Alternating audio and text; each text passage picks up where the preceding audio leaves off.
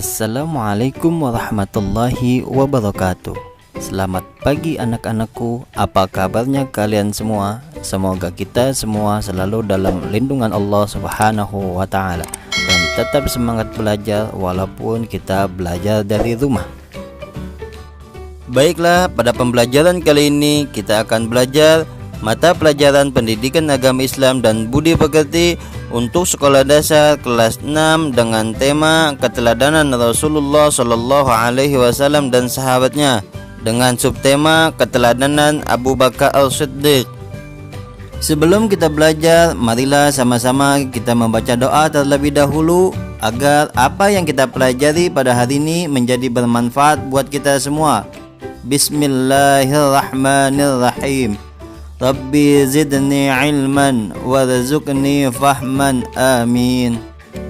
Perjuangan dakwah yang dilakukan Rasulullah Shallallahu Alaihi Wasallam tidak lepas dari dukungan keluarga dan juga para sahabat. Para sahabat menggerahkan tenaga dan harta mereka untuk mendukung dakwah Rasulullah Shallallahu Alaihi Wasallam. Beberapa sahabat Rasulullah Shallallahu Alaihi Wasallam yang sangat berpengaruh dalam perjuangan Rasulullah antara lain Abu Bakar As-Siddiq, Umar bin Khattab, Utsman bin Affan, dan Ali bin Abi Thalib.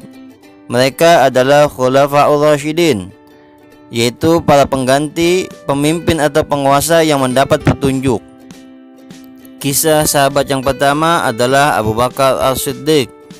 Abu Bakar adalah khalifah pertama setelah Nabi Muhammad SAW wafat. Nama asli Abu Bakar As-Siddiq adalah Abdul Ka'bah bin Abu Quhafah. Beliau lahir pada tahun 570 Masehi dari Bani At-Tamimi. Ketika masuk Islam, Nabi Muhammad SAW mengganti nama beliau menjadi Abdullah bin Abu Quhafah. Abu Bakar sangat percaya terhadap apapun yang disampaikan oleh Rasulullah SAW. Baginya Rasulullah adalah pribadi yang jujur dan dapat dipercaya. Nah, ketika Nabi Muhammad SAW menceritakan tentang beliau diangkat menjadi Nabi dan Rasul, Abu Bakar langsung percaya dan menyatakan keimanannya. Beliau mengucapkan syahadat dan menjadi sahabat pertama yang masuk Islam. Abu Bakar adalah sahabat Nabi SAW yang setia dan mendukung perjuangannya, baik dalam keadaan senang maupun susah. Bahkan beliau menyerahkan seluruh hartanya untuk kepentingan dakwah Rasulullah SAW. Banyak budak yang dimerdekakan dan masuk Islam. Salah satunya adalah Bilal bin Rabah. Ketika Nabi Muhammad SAW mendapat gangguan dan ancaman dari orang-orang kafir, Abu Bakar As-Siddiq selalu membelanya. Beliaulah yang menemani Rasulullah SAW hijrah ke Madinah dan bersembunyi dari kejaran orang-orang kafir di Gua Thur. Nama As-Siddiq merupakan gelar yang diberikan oleh Rasulullah SAW karena Abu Bakar radhiyallahu an tidak pernah meragukan berita yang disampaikan oleh Rasulullah SAW, terutama membenarkan peristiwa Isra dan Mi'raj. Selanjutnya dipilihnya Abu Bakar As-Siddiq sebagai khalifah. Pada waktu Rasulullah SAW sakit, Abu Bakar As-Siddiq ditunjuk untuk menggantikannya sebagai imam sholat. Abu Bakar adalah sahabat Nabi Muhammad SAW yang tertua dan paling dekat. Ketika Rasulullah SAW wafat, para sahabat berselisih menentukan siapa pengganti Rasulullah SAW. Melalui musyawarah di Saqifah Bani Sa'adah, terpilihlah Abu Bakar As-Siddiq sebagai khalifah pengganti Rasulullah SAW. Pertimbangannya karena Abu Bakar adalah sahabat Nabi Muhammad SAW yang tertua, soleh, taat, dan orang pertama yang masuk Islam. Abu Bakar As-Siddiq memimpin dari tahun 632 Masehi sampai dengan 634 Masehi. Abu Bakar As-Siddiq senantiasa meneladani perilaku Nabi Muhammad SAW. Beliau selalu mengajak para sahabat untuk bermusyawarah. Beliau sangat memperhatikan rakyatnya. Beliau selalu membantu rakyatnya yang kekurangan. Selama menjabat sebagai khalifah, Abu Bakar As-Siddiq menghasilkan beberapa prestasi. Di antaranya yang pertama, mampu menaklukkan negeri Romawi. Kedua, mampu menumpas kemurtadan dan nabi palsu. Ketiga, mampu memantapkan Islam di penjuru jazirah untuk membayar zakat. Keempat, mengumpulkan ayat-ayat Al-Quran di bawah pimpinan Zaid bin Thabit. Dan terakhir, mendirikan Baitul Mal. Selanjutnya, perilaku terpuji Abu Bakar As-Siddiq.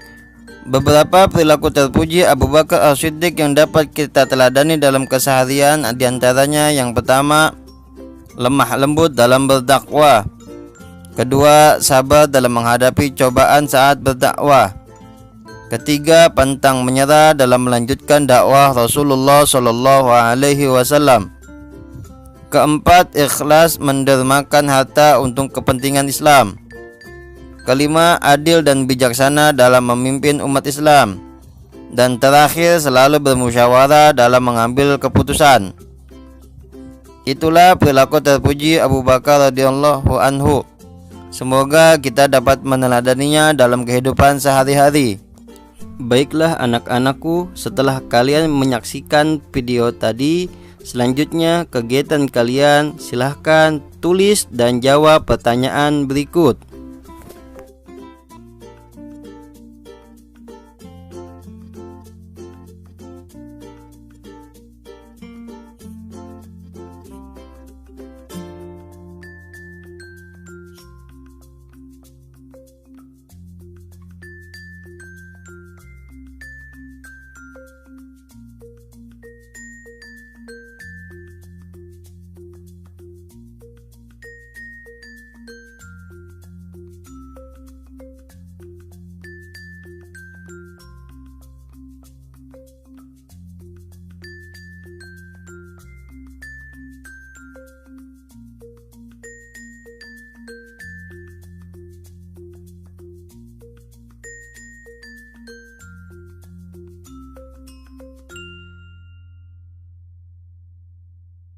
Assalamualaikum warahmatullahi wabarakatuh.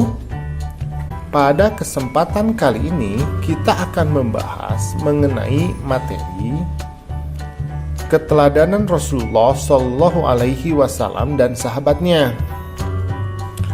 Adapun submateri yang akan kita bahas adalah mengenai kepemimpinan Umar bin Khattab. Jadi ini yang bagian ketiga ya. Umar bin Khattab adalah khalifah yang kedua setelah Abu Bakar As-Siddiq. Umar bin Khattab ini mempunyai nama lengkap yaitu Umar bin Khattab bin Abdul Uzza. Umar bin Khattab ini menjadi khalifah sejak tahun 634 Masehi sampai dengan 644 Masehi. Sikap beliau yang sangat terkenal itu adalah karena keberaniannya, jujur, adil, tegas, dan bijaksana, serta bertanggung jawab terhadap rakyatnya. Beliau juga dikenal sebagai seorang pemimpin yang hidup sederhana dan suka bermusyawarah. Misalnya, suatu ketika, Khalifah Umar bin Khattab ini pernah meminta anaknya untuk mematikan lampu di dalam ruangan. Jadi di kantor khalifah, karena beliau merasa bahwa lampu tersebut itu dibiayai oleh negara, sedangkan kedatangan anaknya itu untuk keperluan pribadi keluarganya. Nah, Khalifah Umar bin Khattab ini tidak mau menggunakan fasilitas negara untuk kepentingan pribadi dan keluarganya, walaupun hanya sebatas minyak untuk menyalakan lampu. Pada masa pemerintahannya, Khalifah Umar ini dikenal sebagai pribadi yang sederhana dan bertanggung jawab. Sebagai contoh, sikap tanggung jawab yang diperlihatkan oleh beliau adalah pernah suatu saat beliau ini berkata, ketika ia melihat kondisi jalan yang rusak, kata beliau, "Aku akan segera perbaiki jalan itu, sebab aku takut diminta pertanggungjawaban di hadapan Allah. Nanti hanya karena ada seekor unta yang terjungkal." Nah, bayangkan ya, jadi Khalifah Umar itu ketika dia melihat jalan yang rusak, dia tuh langsung bersegera untuk memperbaiki jalan tersebut karena dia takut kalau nanti ada unta yang terjerembab atau jatuh karena jalan yang rusak tersebut. Kemudian suatu ketika Khalifah Umar ini bahkan ketika melihat ada rakyatnya kekurangan makanan, saking takutnya kalau rakyatnya itu sampai menderita, beliau bahkan memanggul sendiri gandum dari gudang negara ke rumah rakyat tersebut. Nah, masih banyak lagi perilaku teladan yang patut kita contoh dari Khalifah Umar bin Khattab ini. Tetapi yang paling utama itu adalah bahwa sikap beliau itu yang sangat pemberani, adil, dan hidupnya itu sangat bersahaja. Jadi tidak hidup dalam kemewahan. Jasa Khalifah Umar bin Khattab sampai saat ini yang dapat kita rasakan adalah beliaulah yang pertama kali menetapkan adanya kalender Hijriyah dan yang menetapkan bahwa tanggal 1 Muharram itu adalah sebagai tahun baru Hijriyah untuk kalender umat Islam.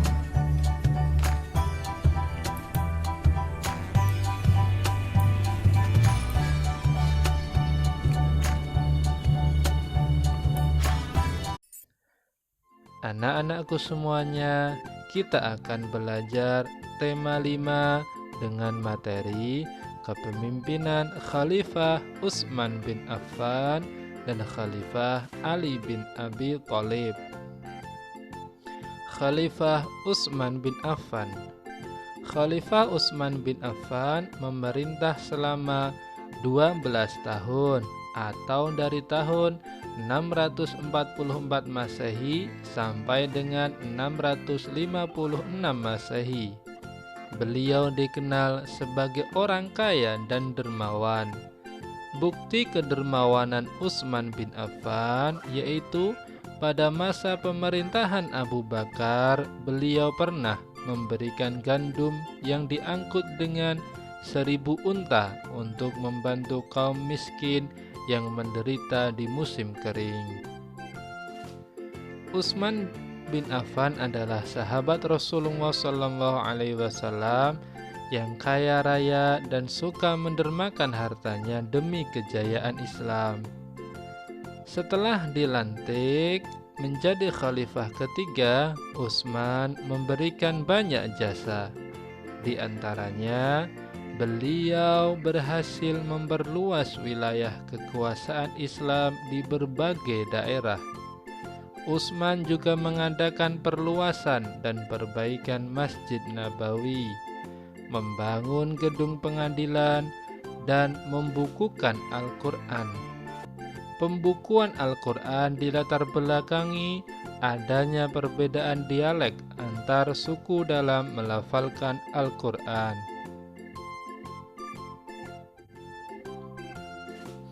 Pemerintahan Utsman bin Affan berlangsung selama 2 periode, 6 tahun pertama dan 6 tahun kedua. Utsman meninggal dunia ketika beliau sedang menelaah Al-Quran. Berikut adalah beberapa perilaku Utsman yang dapat diteladani dalam kehidupan sehari-hari. 1. Selalu bersikap santun. 2. Sabar dalam memimpin umat. 3. Dermawan dalam menyedekahkan harta. 4. Sederhana dalam menggunakan harta. 5. Sangat soleh dalam menjalankan ajaran Islam. Selanjutnya, khalifah atau khulafaur rasyidin yang terakhir, yaitu Khalifah Ali bin Abi Thalib radhiyallahu anhu. Ali bin Abi Thalib adalah salah seorang khulafaur rasyidin yang terakhir. Ali merupakan anak dari paman Rasulullah SAW, yaitu Abu Thalib yang selalu membela dakwah Nabi Muhammad SAW. Ali bin Abi Thalib adalah seorang yang pemberani. Hal itu sudah dibuktikan Ali bin Abi Thalib ketika harus menggantikan tidur Rasulullah SAW, padahal di luar rumah pemuda-pemuda Quraisy ingin menyakiti Rasulullah SAW yang akan pergi hijrah. Ali diberi anugerah oleh Allah berupa kecerdasan yang luar biasa. Masyarakat mengenal Ali sebagai pribadi yang cerdas dan menguasai banyak masalah keagamaan yang mendalam. Ali seorang yang sabar dan pemberani. Karena keberaniannya, Ali diberi gelar Sayfullah, yang artinya pedang Allah Subhanahu wa Ta'ala. Selain pemberani, Ali juga dikenal sebagai pemimpin yang peduli terhadap pendidikan. Beliau mendirikan beberapa madrasah sebagai tempat belajar anak-anak. Ali juga mengharuskan pegawai dalam pemerintahannya bertindak jujur, teliti, dan bertanggung jawab dalam menjalankan tugasnya. Beliau juga memajukan bidang ilmu bahasa serta mengembangkan bidang pembangunan, terutama di kota Kufah sebagai pusat ilmu tafsir, ilmu hadis, ilmu nahwu, dan ilmu lainnya. Beberapa perilaku terpuji yang dapat diteladani dari Ali bin Abi Thalib yaitu sebagai berikut. 1.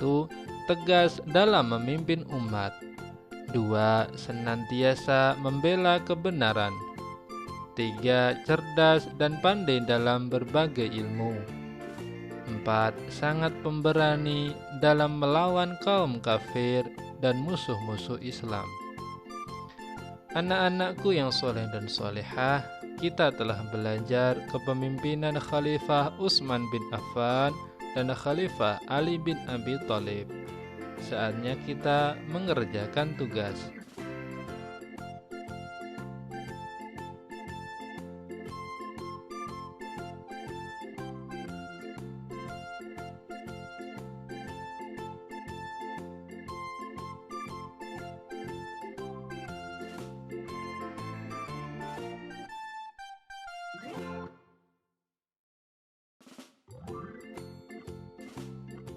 Selamat mengerjakan dan tetap jaga kesehatan. Mari kita akhiri dengan berdoa. Subhanakallahumma wa bihamdika asyhadu an la ilaha illa anta astaghfiruka wa atubu ilaik.